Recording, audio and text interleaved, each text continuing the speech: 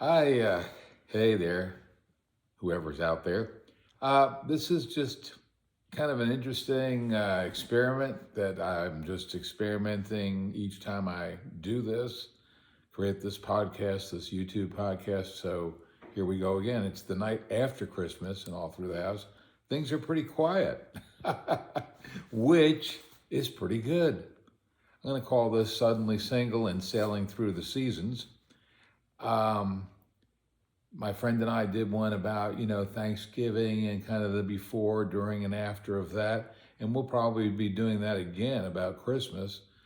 But I was just listening to another YouTuber out there, and she's very honest and open, and I don't know, allows herself to be vulnerable. And I kind of admire that. And that's effectively what I want to do because I'm not trying to sell you anything. I don't know how often that comes to my mind, but I was a salesman in different situations for numerous years. And yeah, people come in and you want to sell them something. So you're demonstrating the product, talking about the product, and pitching the product. And in the meantime, you're hoping for that sale and moving towards that end. In this situation, I'm just talking about things going on in my life. And I have to say, things are really, really good. Yes, I lost my wife. This is our first season without each other. That's an interesting way to put it, but it's true. I'm alone, but I don't feel lonely. I don't feel depressed. I actually, if anything, feel so lucky. And then I've tried to think of a different word for that. Fortunate would be one that I have people in my life who I literally love and who love me back. And it's just a great thing to have. I don't take it for granted for a minute. And that doesn't mean that everything's just perfect, but it does mean that it's close enough. And you need to have an open mind and an open heart and to be receiving this and giving this and feeling this love and affection and friendship with each other. So anyway, what all happened? Well, like the other young lady was talking about, you build up to Christmas, you build up to Christmas. And my big deal is I want to get things for the grandchildren.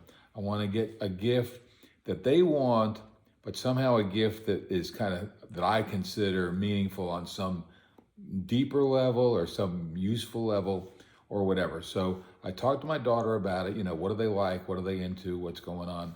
And then, of course, does Amazon have it? And so it comes down to, we exchange ideas. Well, I have to say, this year went so much smoother. And I guess it's just the luck of the draw, but we have the one grandchild that's very interested in electronics. He's in a robotics class, and he's really excelling in that area. And so we found an electronics kit that I got for him via my daughter's suggestion, and ordered it, got it here, and it was a smaller box than I expected, but nonetheless, that's what I had. Okay, and then for the other grandson, he is growing bigger and stronger, and he's now playing football, and it's flag football. It's not, it's not the gladiators out there, but nonetheless, he's in the quarterback position. So, he's becoming more athletic. Plus, the main thing is they know their players inside and out. And over Thanksgiving, because I spent that extra day, I went shopping with them, or went with them while they were shopping for cards at this card trading place. And man, what a place that is. They've got just all sorts of sets and individual cards and different things, accessories to catalog them in and so forth. Anyway, the kids were just on fire. They were just loving every minute of this, and I was loving watching them. So I said I wanted to get them cards. Well, bottom line was, sitting around the night before Christmas, I decided that maybe I should have a backup plan in case I don't get to town early enough to shop myself. I was going to get them cards. I said, well, look, I'll write them a little Christmas letter. I just laugh because suddenly I'm kind of becoming Papa Peter, the printer or whatever, the soothsayer. Because when I write anything, whether it's an email, a text, or a letter to my grandsons especially, I want it, again, to have some level of quality. And yet, I also want to be light and funny and brief, which I'm not in this video, but I'll keep it short. Anyway, bottom line was I wrote a couple letters, one to one son and one to the other. And then I thought I can give them money, and I can say in the letter that I loved going shopping and I hope we get to do that again. And so that's exactly what I did. And as it turned out, yes, I didn't get going until a little later in the morning. So instead of rushing and, trying to dodge bullets in traffic, which is what I'm completely against, I just want to drive safe and slow and take our time, because now it's just me and the doggy. So anyway, bottom line is we got out there around 12-ish, 1 o'clock after the store had closed. I had my backup cards, my backup letters, and some backup cash. Well, here's a little one. Oh my God, I had learned that, under stressful situations like the hurricane, we go from credit card to a cash economy. So I stocked up on cash, but apparently I left it in the other car, a little aside note. So I got down there, I had very little cash, but I had enough to put in their letters and make it a good thing. Anyway, the weekend was wonderful. It's not, it's the Christmas couple of days, the night before and Christmas Day and the next day. I read to them the night before Christmas, and they sat around me on the couch, and they did what we've done now for all these years, where I read it and then they chime in on the keywords. It was the night before Christmas, and all through the house, not a creature was stirring, but not even a mouse. And so, it's juvenile, yes. It's juvenile, but it's universal. And, even in Chevy Chase Christmas, a movie I love, even they got to the point where they read the night before Christmas. It is a tradition. It's a beautiful tradition. And I'm so, so thankful to be, I guess, kind of the center of that tradition, to be able to be Papa Peter who reads this story every year. And they are old enough now. I mean, they're almost my size. They'll be bigger than me next year. But that's my whole thing was, I didn't know how it would be, but it was beautiful. It was great. And Tess was always there. She was always very supportive. So not having her there this time, yeah, it's sad. There's a knowledge, I guess, that we share of the sadness of missing Tess by not being there. It's something that when I'm with my daughter and son-in-law, we have this kind of background knowledge of that, but we don't dwell on it. But we don't dwell on it. We don't avoid it. As the memories come up, we talk about it, and I think that's a great thing, and it's a good thing. But the biggest part of this vacation, both of them now, was that I didn't get the hotel room. We had established going to this hotel. Over the 15 years, we went to 2 or 3 or 4 different hotels, and that became kind of our go-to. And that's what it was, for the last couple of years. Went to a very nice hotel, the Hyatt, and, a little bit bigger room, a little kitchenette and everything. Oh, we were fixed. And Zeke was happy, we're happy, everything's good. But the problem was, as close as we were, is just a few miles, which Lauren had helped us or picked this out for us. Nonetheless, we are not there. We are not in their home environment. And I'm telling you now from firsthand experience, it's a big, big, big difference. When you're there, not everything is an event. There's the event of, hey, how are you? Oh, Papa Peter, oh, hugs and kisses, all great.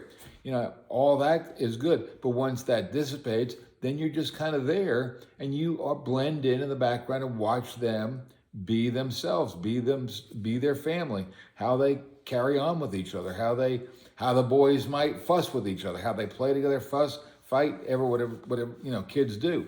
So in other words, instead of it being a stage performance, you become much more integrated into the family life, And it's a great feeling, and it was just a wonderful experience. And we did that at Thanksgiving, and now we did it at Christmas. And the dogs too. The dogs adjust after a while. I wish they adjusted a little. It turns out my little Shih Tzu, I used to brag he wasn't a yapper. Well, he's a yapper now, but nonetheless, um, things went very smoothly. And the highlights were um, being there in the morning, Christmas morning when the boys wake up, when they come downstairs, and they see that tree all lit up and those presents around the tree. I remember that vividly to this day. I'm 76. So what would I be, 5 or 6 years old? Nonetheless, 70 years ago. Yeah, I remember it to this day. The thrill of getting up in the morning, going downstairs to see that tree all lit up. And yeah, we used to decorate it a little bit at night too in our family, in my nuclear family. But when I went to bed and came up, got up in the morning, that's when the magic happened. In other words, we put a few bulbs on the tree, but when you came down, the whole tree was glittered and lit, and it was just beautiful. And this is the experience we had this holiday, this Christmas, with the boys, with my daughter and her husband. And I'll throw this in, I'm a very average guy. This whole thing and my whole point of myself, I guess, is I am exceedingly average. In fact, I say my goal in life is to become average, to work my way up to it. My daughter is beautiful. Her husband is handsome. I mean, these are beautiful people, if you don't mind me saying so. And I feel like a kind of little, I don't know, like a little tag-along dwarf or something sometimes. It just, they're just, this new generation just has such strength and such presence and such knowledge. And so, I kind of stand back in admiration and then try to contribute where I can.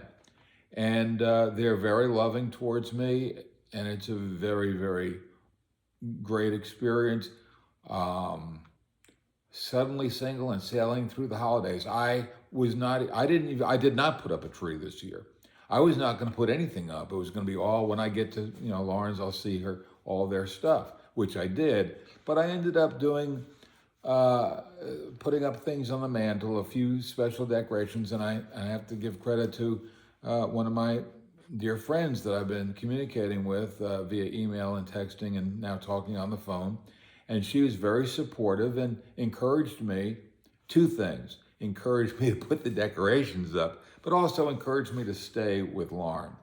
And if she ever hears this, which I doubt she will, and I hope she won't in a way, I do say thank you. I do appreciate when my friends speak their heart. And I may or may not agree, and that's my problem. That's my decision, but I respect when people tell me what they think. I do the same thing with all my friends, with my guy friends or whatever, with financial ideas or whatever. We talk stocks, we do this. I listen to what they say. I don't necessarily run out and do it, but I appreciate their opinions on things. And I think that's the whole kind of point of talking with each other and talking with people you trust. So I had a wonderful Thanksgiving, followed by a wonderful Christmas. The young lady who kind of inspired me to do this video, and I may send it to her directly because she really is an inspiration. She's expressed her feelings of loneliness, and now she's expressed her feelings of being blue after the holidays. I certainly relate to that. I mean, you have such buildup, you have such anticipation. Oh my gosh, Christmas is coming, Christmas is coming. And then, you get there, it happens, and if it's good and if it's great, that's wonderful, but then it's over. And there is a sadness to that. There is a sadness to that. Suddenly, it's like anything, bursting the balloon. You build up so much anticipation and energy and everything, and then it's like, it's over. Now what? Well, and it's true because the next months of winter are very dreary, and that's the way it is. But I'm just going to stick with the love, the love and the peace and happiness and joy I felt for Christmas. I also went to church with them. Anyway, we went to a 4:00 service, I guess. That makes a world of difference. We went to the midnight mass a few years ago, and that was tough going out that late at night and everything. Anyway, bottom line was we went to this church service. The singing, the music was just beautiful. It was a large place, but not an auditorium, but still fairly large capacity, maybe 400 people, I don't know. Anyway, it was great. Again, it was it was very new experience for me because I'm more of the traditional church kind of thing. This was not quite evangelical, but it was modern music and it was modern arrangements. And instead of a choir, they just had like a 4 or 5 piece band. And it was beautiful. And because I didn't want Lauren to smack my hand, for getting out of place, but I did want to record it. So I just held my phone down below. And now that I've said that, I think I'm going to see if I did record any of the music. So anyway, this is an experience. Ironically, yes, I'm talking to myself, but in my mind, I'm talking to you, whoever you might be. And for those of you who are living alone or, going through the holidays alone, we don't have the same environment to fall back on, the same histories or the same current situation. So I'm only speaking for myself. I'll say this, it ain't a bed of roses. And you do feel loneliness, or you do feel loss, or you anticipate it. I think that's what I try to figure out and not do. I had this little line in a prayer that I wrote or something where I said, don't reinvent the past and don't pre-invent the future. Let it happen. I don't know how I'll be when I'm 80. Sometimes I worry about that. Oh my gosh, will I be able to drive it? I don't know. Right now, this year, I did what I could do. It was great. And I stayed a couple of days. I didn't overstay my welcome. They wanted me to stay. But it was just as wonderful to hug and say goodbye as saying hello in a lot of ways, because in saying goodbye when you feel so good and so close with each other, you're looking forward to the next time. And so that's what I'm doing. I'm looking forward to the next time. And it's going to be a beautiful time. So that's enough for now. We'll see you soon. We'll talk later. Have a Merry Christmas. Have a Merry Christmas, and let's all hope we have a happy, happy New Year.